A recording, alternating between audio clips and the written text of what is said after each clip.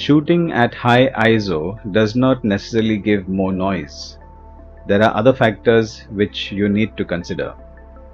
Watch this video till the end for invaluable tips on how to maximize the quality of your image by using the right ISO. ISO in photography. ISO stands for the International Organization of Standards, and it represents the sensitivity of light as a numerical value.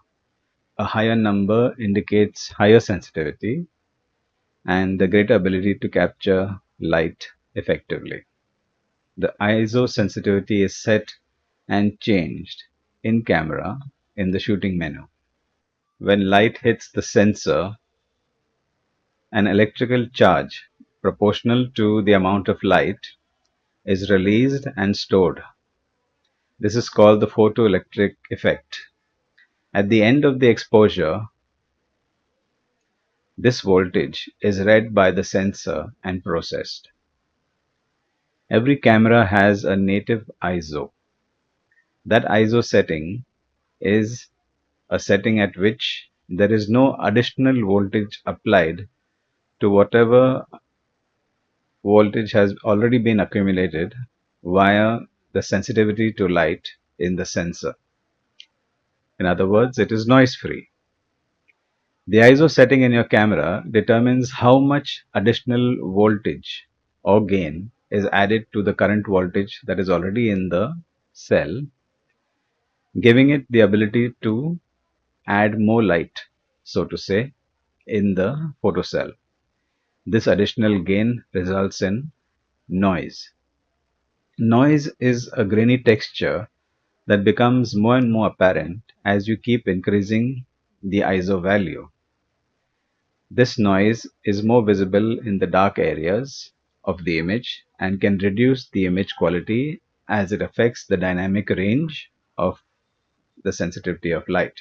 There are two kinds of noise. One is luminance noise, which is black and white. So these are small spots or small dots that you will see in your image, especially in the dark areas. And there is also color noise or chromatic noise, which will be of the three colors, and you will find them also in your image in the dark areas. Of course, these can be corrected in post-processing. So we'll see that at the end of this video. What happens when an image is processed in your camera? So as you can see in this diagram, as the light enters the photocell, that current is registered and stored by the sensor. This current is then acted upon by the ISO setting that you have applied on your camera. For example, if the native ISO is ISO 100 and you have applied an ISO setting of 800, then the camera will apply that much amount of additional voltage to the cell to bring up the exposure. This is all done before it is handed over to something called the analog to digital converter. It is a chip that converts your signal from an analog signal to a digital signal. So in the ADC, or the analog to digital conversion stage, it sets the bit depth of the image from the camera sensor. Okay. So when you shoot in RAW, for example, at 12 bit or 14 bit, okay, this is 12 or 14 bit per channel. So in other words, if you're shooting at 14 bits, it is taking 14 bits for red, green and blue. So altogether 42 bits. So this is then sent from the ADC to the digital signal processor, or what we call the DSP.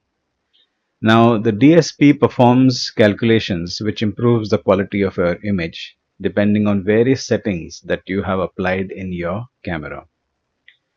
And it then readies the image so that it can be stored onto your memory card.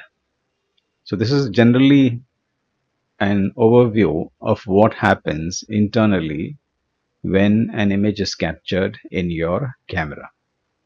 So here are some things you need to know about ISO. Base ISO. The base ISO is the lowest ISO setting in your camera. The next thing is signal to noise ratio. It is a measurement that compares the strength of a signal to the level of background noise. So a higher SNR or a higher signal to noise ratio means that the amount of voltage accumulated via sensitivity to light in the cell is more than the added voltage that the sensor will add on to the cell in order to increase the exposure. So a higher SNR indicates more signal to noise. Dynamic range. Shooting at native ISO produces the highest dynamic range in your camera. Dual native ISO. Some cameras have two native ISO settings, usually one low and one high. For example, one could be as low as 100, the other could be as high as 1600. This allows for versatility in shooting in different lighting conditions. So in dual ISO, what happens is that you can capture images with less noise even at higher ISO values. Then there are ISO invariant cameras. For example, the red Komodo camera has one fixed ISO, and any changes to the ISO setting will result in changes to the R, G, and B values of the image. So there is low ISO. Low ISO is anything between 100 and 400. Medium ISO is anything between 400 to 1600. And high ISO is anything between 1600 and above. Of course, these values will keep changing depending on how the cameras evolve. So the newer cameras are capable of shooting noise-free images even at high ISO values. So what happens when you have a single native ISO camera? For example, if the native ISO is ISO 100, then any increase in the ISO value above 100 will cause an increase in the noise in your image, as you can see in the graph here in this diagram. In the case of a dual native ISO camera, let's assume that there are two native ISOs, one is 100 and the other is 1600. So any increase in your ISO setting between 100 and 1600 will cause an increase in noise, as you can see in the graph here with the sine line. And once you reach 1600, so when you start shooting at 1600 and above, again it seems to start from base and there's an increase in noise as you go to higher settings above 1600. So this enables you to shoot in different lighting conditions and still get a very optimal image quality with less noise. Practical uses of ISO in different scenarios. So in situations where there is bright outdoor conditions, use a low ISO to keep the image clean and noise free as there is plenty of light. In an indoor situation, you may want to use ISO between 400 and 1600 to let more light in without the need for a slower shutter speed. Be cautious of noise even at this medium ISO setting. You may want to use high ISO in night photography, where you may want to use ISO like 3200 and above by combining it with a wide aperture or a slow shutter speed set on a tripod, which will help to mitigate excessive noise. Sports, action, and wildlife photography. In this case, you may want to use a high ISO like 800 to 3200, and by combining it with a faster shutter speed, you can freeze motion in dimly lit situations like stadiums or during fast moving scenes. Portraits in low light, you may need to increase the ISO to allow for a faster shutter speed while keeping a wide aperture to ensure that you have a shallow depth of field without introducing too much noise. Now let's take a look at some examples of some photographs which I've taken at different ISO settings and compare the results. So given the setting, for example, in our case, the the default settings are 50 mm, that is your focal length is 50 mm. The ISO is set starting at 100, and the aperture is set to f8. And by simply changing the ISO, you will notice a gradual introduction of noise in the images as we keep increasing the ISO. Okay. Now, keep in mind that shooting at high ISO does not necessarily mean that it will introduce noise. So, for example, uh, if you underexpose an image, okay, it's going to add noise depending on the ISO value that you have chosen. So the higher the ISO value, the more noise, or rather the more current it will add to the cell. So one very important point to keep in mind is that you make sure that your exposure is right, in the sense that it is not overexposed or it is not underexposed. Okay. Now there is an advantage in overexposing your image as well.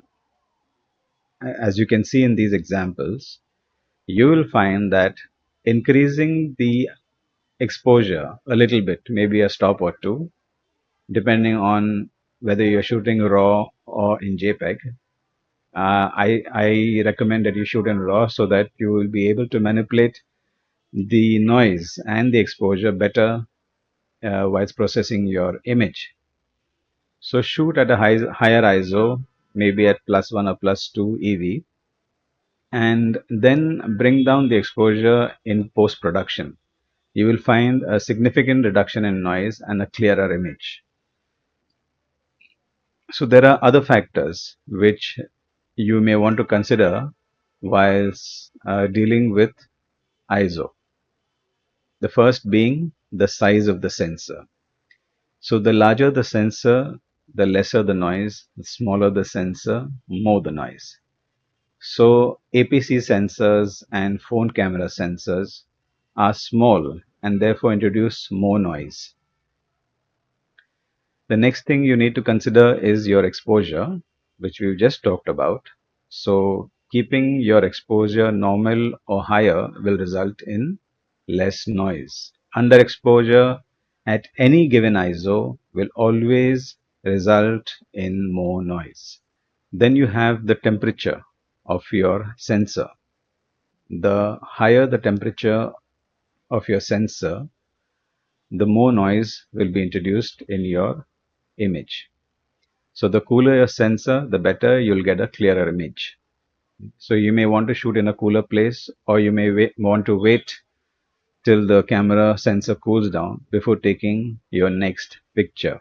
The next factor that affects ISO is the length of the exposure. So the longer exposures create more noise, and the shorter exposures create less noise. So you may want to add settings like long exposure noise reduction in your camera to mitigate this problem if your exposures are long. So keep in mind these simple tips which you can use whilst shooting so that you can get less noise in your images. One very less talked about and useful fact is that if you slightly overexpose your images, even at high ISOs, you will get less noise in your image. Try it yourself and be pleased with the results. So keep in mind one very important point, that the sensor will add ISO commensurate with how much underexposure is there in that particular cell in the sensor. So for example, if your sensor is underexposed, let's say by 50%, then in order to get the optimal exposure, the sensor will compensate 50% more gain in order to bring up the exposure to 100%. But if your initial original exposure is 80%, and then the compensation that the sensor will have to do is only 20%. So therefore there will be less noise. irrespective of what is your ISO setting. So keep that in mind. So that is the reason why, even as you can see in the examples, even shooting at higher ISO and making sure that your sensor is exposed well, you will get less noise. Okay, so I have here three images which I have shot at different values. So our aperture is f8 and the ISO is 3200, and we have varied the shutter speed only. So what I'm going to do is going to open up these images in Camera Raw. Okay, and I'm going to process them so that these images look the same in terms of exposure. Okay, so this first image now has been shot at 50 mm, 3200 ISO, f8 and 1/60th of a second, which seems to be the optimal exposure, as you can see here in the histogram. So I'm just going to bring it down a bit so that it looks exactly as shot. And I'm going to check here the exposure value. So this is about 248. So if you look at the histogram on top here, okay, when I point to this area here, it was showing something like 248. So we're going to keep that as a target when we process the other images as well. So I've done nothing to the image except reduce the exposure, the first one. The next one is an underexposed image because it was shot at 1/500th of a second. And as you can see in the histogram here on top, you will find that it is highly underexposed. So I'm going to bring it up. Okay, so somewhere close to 2 stops and check this value. This is now 254 or 254. Yeah, so I'm going to bring it down a bit to till it comes to about 248. So this is by 2.5 stops. So when we go back here, we can check on the first image. This is 248.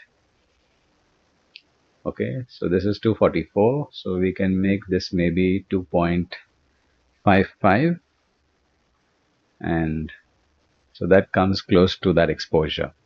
Okay, and the last one is an overexposed image, which was at 1/30th of a second. So we're going to bring down the exposure. Okay, and check this value. This is 250, so a little more. Okay, so maybe, so that should be close to it. So when we look now at these images, you will find that the white exposure or the bright exposure is almost the same. Okay, and now we will take all these three images into Photoshop and compare them there. So let's take a look at our images here. So image number 36 is at 1/60th of a second. That's the normal exposure. Image number 37 is the underexposed one, that is at 1/500th of a second. And image number 38 is the overexposed image, that is 1/30th of a second. Okay.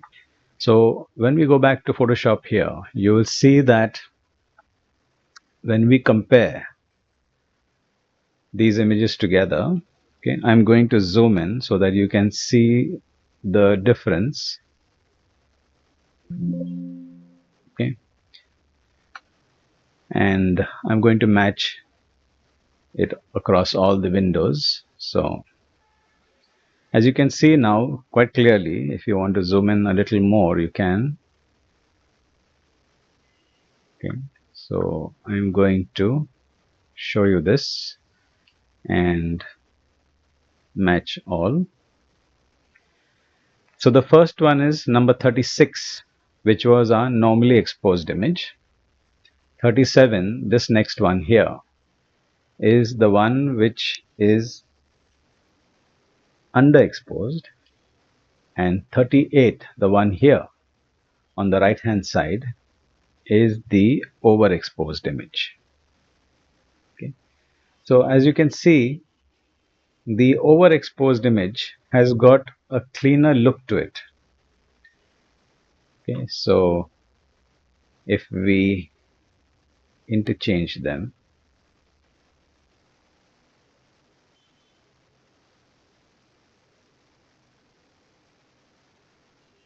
okay,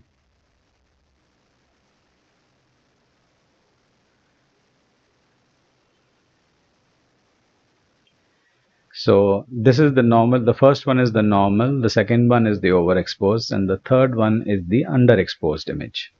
So if you compare the normally exposed image and the overexposed image after processing, you notice that the overexposed image has got significantly better results, lesser noise, sharper image, and better clarity, even though all these were shot at a very high ISO of 3200. So this goes to show that when your image is exposed well, the sensor does not have to compensate with additional gain, which normally results in noise. So use this tip to maximize the quality of your images, and this is a tip which is little known to many. So I hope you use this and get fabulous pictures for yourselves. We're now going to take a look at how to process your images for noise. I have now opened an image in Camera Raw. You can do something similar in Lightroom as well. This photograph was shot at ISO 3200 with a 50 mm lens and aperture f8 and shutter speed 1/500th of a second. As you can see from the histogram up here, it is an underexposed image. So the first thing you may want to do is to increase the exposure to a point where it looks right.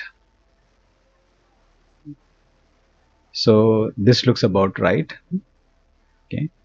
And now when you zoom into the image, you will find that there is a lot of noise. Okay. Now if you check your settings under optics, okay, you see that there is no chromatic aberration set. So I'm going to say remove chromatic aberration and use profile corrections. Okay, that's the basic thing that you need to do for all your images. And for the noise, you need to come to the details panel. So here I'm going to make everything 0 just so that you can see what the sharpening 0, everything else 0. So you can see the amount of noise. It's phenomenal. Okay. This was shot with a Nikon D600 camera. Okay. So as you can see, this underexposure has caused a lot of noise. So how do you process this? So always zoom into 100%. Okay. So at least 100% so that you can see the noise, and go to the details panel, and there you can just push up the color slider till all that disappears. Okay, see, so we've taken care of the color noise. Now we need to take care of the luminescence noise, that is all these small dots that you see here. So for that, you push up the luminance slider. Okay. And there is also a contrast slider which will help to bring back detail. There's also a detail slider, so we can push that above and also push the contrast slider. So we've got a relatively good clean image compared to what we had earlier. So if we do a before after compare, okay, we'll not be able to see it at the same exposure level. But as you can see in the glass itself here, the noise has been reduced. Okay, so let's go back to single view. And this is what my image looks like now after doing that noise reduction process. Now you may want to sharpen the image. So if you increase it a little more, you see that it gets dull and it loses its sharpness. So I'm going to increase the sharpness, okay, so that the image looks a little better. And this sharpening I need to apply to only certain areas and not the dark areas. So if you drag on this masking button using the Option or Alt button, so keep the Option or Alt button pressed and then drag on this. So you will find that it will, as you drag, it will show you areas that are white, and it is only those areas that are white that will be sharpened. So more or less 50% does the job in the masking section. And now here is the image, much better, cleaner, with the noise removed, but slightly less sharp. So then you could go to effects and add a little bit of texture to bring in the sharpness of that image. So this is how you can recover an image in post-processing whilst using Camera Raw or Lightroom.